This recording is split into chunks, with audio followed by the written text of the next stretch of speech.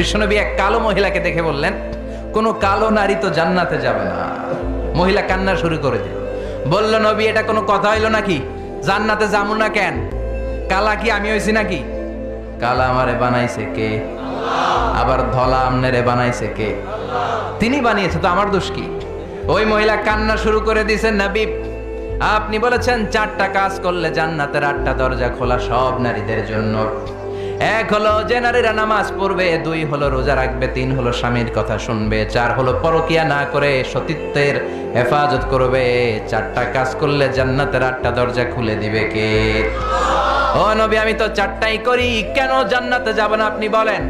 বেজায় কান্না, কান্না করতে করতে মহিলা অস্থির। বিশ্ব নেই বললেন, থামো, আরে এত কেঁদো না, কেঁদো না, আমি তো মজা করছি।